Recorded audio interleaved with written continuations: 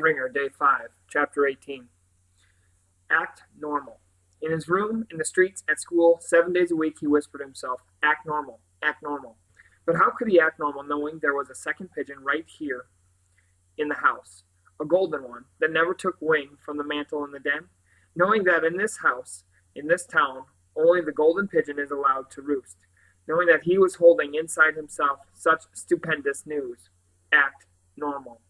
He tried, which is to say, he kept his mouth shut. He did not rap his fork on the dinner table and shout, I have a pigeon. Did not jump up in class and shout, I have a pigeon. He did not throw up his arms in the middle of the street and shout to all the world, I have a pigeon. He did not. But he did say to his mother on one Saturday morning, I think I'll change my own bed sheets from now on. His mother was standing on a chair, changing a light bulb. As soon as Palmer said it, she wobbled on the chair. Her eyes rolled. He was afraid she was going to topple. She looked down at him as if he were a stranger. Would you repeat that? He repeated. She finished changing the bulb. She got down and sat on the chair. Is this another sign of your maturity? Palmer nodded. Yep, and I don't even use the nightlight anymore. She whistled. What's next? Are you going to go out and get a job? Just trying to help out, he said pleasantly. And I'll empty my wastebasket too, and clean my room. He patted her on the head. You'll never have to do it again. He kissed her on the cheek and walked off. He could feel the stunned silence behind him. He was in shock himself. Was this him? He could not remember the last time he kissed his mother. He was not the mushy type. He was acting anything but normal, and he was beginning to learn how far he would go to protect his secret. Chapter 19. After dealing with his mother, Palmer turned his attention to the guys. Certain scenarios gave him the sweats. It is afternoon, and the guys are in the backyard, just as Nipper swoops in to land on the porch roof, or the guys sneak into his room at night, as they did before, and one of them opens the closet door. He toyed with the idea of coming right out and telling them they could never come to his room again. Tell them the room was crawling with cooties, or a ghost used to live there. But he knew that would never work. Telling Beans not to trespass would be as useless as telling Nipper not to peck. Only he could tell them his mother said they were no longer welcome in his house. A lie. Because she didn't like them. The truth. But he didn't have the nerve to say it. And so he tried simply to give them no reason to want to come to his house. One Saturday, for example, Beans decided they should all have lunch at Palmer's. They had done so a few times before, and Beans had always found something he loved in the refrigerator. Thinking fast, Palmer told them the refrigerator had broken. Roaches had infested the kitchen, and they had nothing in the house but tuna fish and water. Beans believed him. Another time, they had been playing outside in the snow, and Beans decided he was too cold. Let's go to Palmer's, he said. We don't have heat, Palmer said. Our heater broke. Beans said he didn't care. The house had walls and a door, didn't it? So that's where they headed. Palmer could not think of anything until they were at his front steps, when suddenly he pointed across the street and yelled, Let's bomb fish faces! By the time they finished snowball throwing Dorothy Gruzik's house, it was nearly white, and Beans had forgotten that he was cold. It became a habit, using Dorothy to divert attention from himself and his house. As soon as the guys would drift onto Palmer's block, he made his move. Let's bomb Fish Face's house. Let's bomb Fish Face's car. Let's bomb Fish Face. When there was no snow on Dorothy Gruzik's sidewalk, they brought their own chalk and drew funny faces in her hopscotch squares. They ambushed her on the way home from school. They taunted her and ran rings around her as she walked. Sometimes they simply stood in front of her in the middle of the sidewalk like human trees, forcing her to walk around them. Then they would run ahead and become new sidewalk trees, making her detour around them time after time, all the way home. Beans gave the game a name, tree stumping. One day Dorothy was not there. She was homesick. The snow had melted. There was nothing to bomb her house or car with. Every hopscotch square had been funny-faced. I'm cold, said Beans, turning to Palmer. Let's go to your house. And Palmer, with no time to think, heard him say, Let's go to your house. Palmer had never been to Beans' house. He had been to Muddow's and to Henry's, but never to Beans'. He had come to imagine that Beans lived alone. Beans never mentioned parents, brothers, sisters, or any other aspect of family life. Palmer further imagined that Beans lived by himself in a lean-to, or even better, a cave, a hole, down by the creek. So he was surprised when Beans said okay to his suggestion, and even more surprised 10 minutes later to discover that Beans did not live in a lean-to or a hole after all, but in a house. And from the looks of it, a fine house, with a front porch and a shiny brass doorknob. Muddle rang the doorbell, which he did whenever he approached a house, even his own, and inside could be heard a two-note chime. Beans took a key from his pocket and unlocked the door. He waved. Come on in. Inside, Palmer looked about for signs of primitive living. Mud, piles of rubbish. He saw nothing but clean furniture, carpets, pictures on the walls, a regular house. Beans led them straight back to the kitchen. Wait till you see this. He dragged a chair in front of the refrigerator and stood on it. He opened the freezer compartment and began pulling out frozen dinners in plastic containers. Reaching into the very back of the freezer, he pulled out a frozen dinner, jumped down from the chair, and put the dinner on the kitchen table. The lid said spaghetti and meatballs. Yummy, said Henry. I hate spaghetti, said Mutto. You'll like this, said Beans.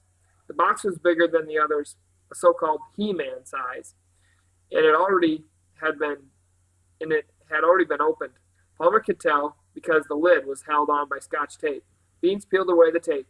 He seemed especially slow and careful about it. He looked up and grinned at each of them. He lifted the lid. It was not spaghetti and meatballs. All three visitors recoiled. Henry went, Ew! Mutto was first to recover. He leaned in. What is it? Without warning, Beans snatched the contents of the box and bopped Mutto on the head. A muskrat! He threw it on the table. It clattered like a piece of wood. It was flat and stiff and mostly black, and Palmer never in a million years would have guessed it had once been a muskrat. Tree bark, he would have guessed, or sewer grate flotsam. Now, staring down at it with the rest of them, he noticed clotted ridges that might once have been fur, a frost fastened along one edge, a naked tail. Where did you get it? Said Henry. Panther brought it, said Beans. Palmer boggled. You have a panther? Mutto and Henry laughed. It's a cat, said Mutto. Beans shoved him. It's a panther. He bopped Mutto again with the muskrat carcass, chased him once around the table and out of the kitchen. While howls and thumps rang out throughout the house, tall Henry leaned in close to Palmer and softly uttered, Panther's a cat. It's the meanest cat in town. You can't pet it. It's always catching birds and mice. It bites their head off and brings the body to the front steps and leaves it there, like a present. Bean says panthers even killed a deer once. He searched Palmer's face. You believe it? Unsure, Palmer stared back, and the hurricane swirled into the kitchen. Mutto screaming and laughing around the table, Beans waving the muskrat like a tomahawk. Suddenly Beans stopped. He dropped the carcass on the table. He brought his hands up to the sides of his face, like paws. He crooked his fingers like claws. He drew back his lip to show his teeth of many colors. He snarled, Panther prowls the jungle. Panther stalks his prey. He waits. He creeps. Beans crept across the kitchen on tiptoe. He pounces. He bites the neck. Beans pounced on Mutto's back. Mutto wobbled, howling out the back door with half an inch of neck skin clamped between Beans' technicolor teeth. Outside, Palmer met Panther for the first time. The cat was ambling into the backyard from the weed field beyond. Beans yelled, Panther! The cat meowed, showing its daggery teeth. It was a yellow cat, ordinary looking, no bigger than a usual cat, but Palmer noticed that no one, not even Beans, bent down to pet it as it ambled past the four of them and disappeared around the front of the house. Beans, hoisting the muskrat carcass like a flag, blared, back to fish faces, and led them out to the sidewalk. They were crossing the street when Beans abruptly stopped. Detail, halt. He rapped his knuckles against the carcass. He shook his head disappointedly. We gotta go back. Back to the house. In the kitchen, Beans placed the carcass in the microwave. He set it for 1 minute, full power. At the end of the minute, he tested it with his finger. He sniffed it. He gave it another minute. By the third minute, Beans was the only one left in the kitchen. The others were outside sucking fresh air and trying to expel from their nosebuds the odor of warm, dead muskrat. Beans finally came out carrying a supermarket bag. On the way to Dorothy Gruzik's, Beans walked half a block ahead of the rest. When he reached Dorothy's, he sprang into action while the others hid behind a car several houses away. Palmer could see Beans reach into the bag. When his hand came out, it was holding the carcass by the tail. Again he reached into the bag, this time coming out with a hammer. He then nailed the tail to Gruzik's front door, punched the doorbell, and took off. He dived behind the car just as the door was opening. A lady, Mrs. Gruzik, appeared.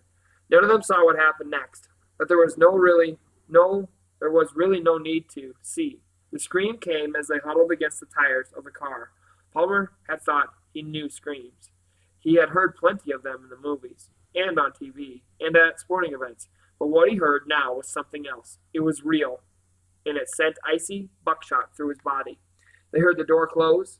When they looked up, the carcass was gone, and Beans and Muddle were on their backs, flinging arms and legs into the air and howling with boundless delight.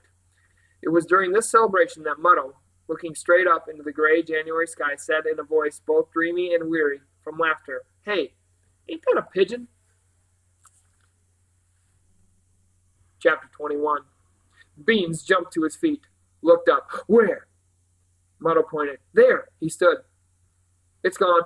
"Which way?" said Beans. Muddle pointed again. "That way." Beans took off. They caught up to him in an alley half a mile away. He was on his hands and knees, heaving clouds of vapor. "Got away," he gasped. He got to his feet, but stayed in a squat, like a baseball catcher. His eyes scanned the sky, then turned to Palmer. "The pigeon was flying over your house." Everyone was looking at him. "I never saw any pigeon around my house." Palmer forced out a chuckle. "I don't think Muddle knows what he's talking about. It probably wasn't even a pigeon. It was probably just a crow." Muddle stomped. "It was a pigeon." Palmer shrugged. "Even if it was, so what? It was probably flying south or something. What pigeon would ever want to stop off in this town?" He laughed. "A stupid pigeon, that's who," yapped Beans. They all laughed. Palmer shouted, I'm treating at the deli," and trotted up the alley. He made sure to lead them well clear of his backyard. Later, closing the door to his room behind him, Palmer broke down and sobbed. It had been a tense, uncomfortable day. The muskrat carcass, Mrs. Grusick's scream, the pigeon sighting. He heard tapping. He opened the window, and before Nipper could step in, he reached out and grabbed him in both hands and pulled him in. The bird squirmed a little, but did not struggle to get free. Palmer ran his wet cheek along the silky feathers. He held him up. "You are a stupid pigeon. Don't you know nobody around here likes you?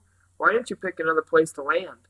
When Palmer set the bird down, it flew to the basketball rim and perched there, ruffling its handled feathers and holding its head high, prim as you please, as if to say, "Because I like it here."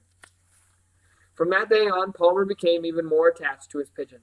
Sometimes after school, he would sneak out with the crowd, past the guys, and run home a different way to get there before Nipper. Once, he and Nipper arrived at the same time, and Palmer, dashing up his backyard, suddenly felt familiar feet upon his head. He wondered where Nipper went during the day. Did he fly around town, oblivious to the danger? Did he go to the park, steer clear of the soccer field? Did he fly to other towns? For Nipper's sake, Palmer knew what he should wish. He should wish that Nipper would find another boy in town, a town in another town, a town that would not run screaming after him, a town that would not hate him, would not shoot him. But Palmer could not bring himself to make that wish. Sometimes, when he let Nipper out in the morning, he would watch the bird eat breakfast out on the porch roof. When finished, Nipper would walk to the front edge of the roof, step onto the unturned lip of the rain spout, and with a chuckle take off. But he would not fly straight away. He would soar up and then circle the house once, sometimes twice. The library book had said pigeons do this in order to fix in their mind's compass the place they must return to. Palmer preferred to think the bird was reluctant to leave. In any case, Nipper then flew off and was quickly out of sight. He was never clumsy outside of Palmer's room. Although in the days that followed, the guys talked and laughed about the muskrat carcass and Mrs. Grusick's stream, they stayed away from Dorothy's house for a while, but not from Dorothy. They continued to snowball, tree stump, and otherwise torment her on the way to and from school. Palmer kept expecting consequences. He thought maybe her parents would show up at his front door, or the principal would announce that they were all suspended, or Dorothy herself would blow her top. When something finally did happen, it was not what Palmer had expected.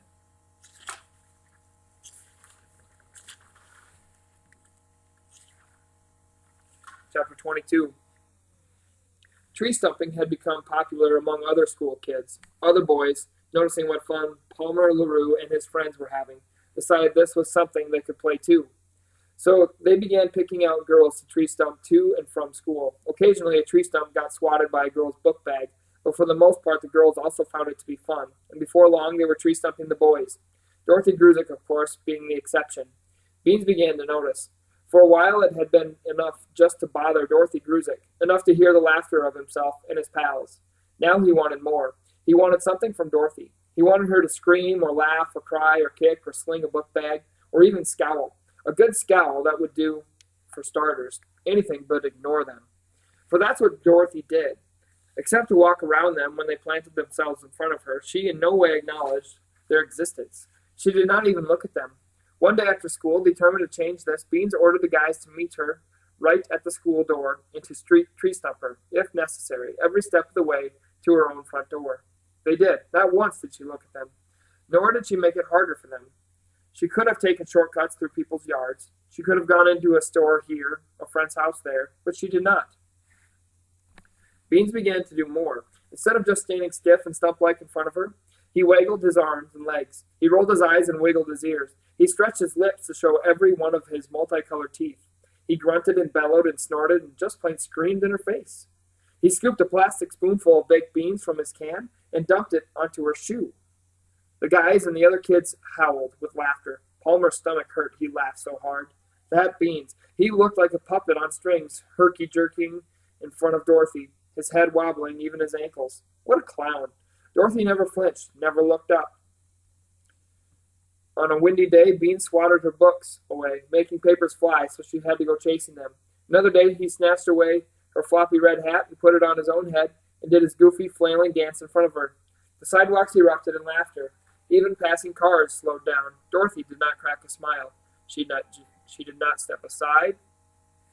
She did not step back. She did nothing. She did not even leave that hat at home the next day. In the following days, Beans zeroed in on the hat. He sent it flying across the street.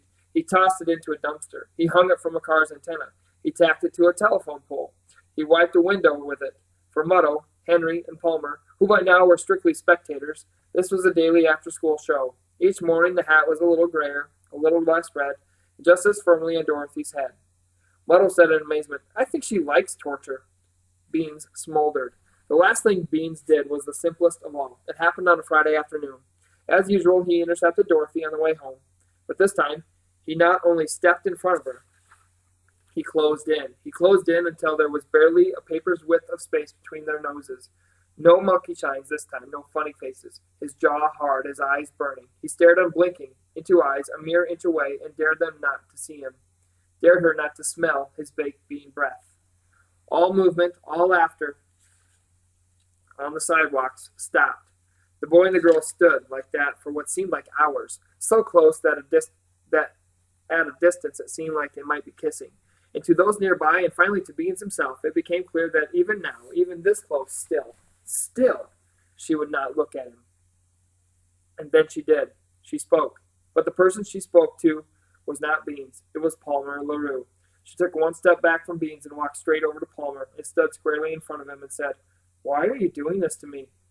And just like that, the girl in the red coat and floppy hat was no longer a target. She was Dorothy. There were tears in her eyes, and she was saying to him, not to anyone else, but to him, to Palmer, "Why are you doing this to me?" And he knew that through these last weeks she had been hurting after all, and that it had been himself, not Beans, who had hurt her the most.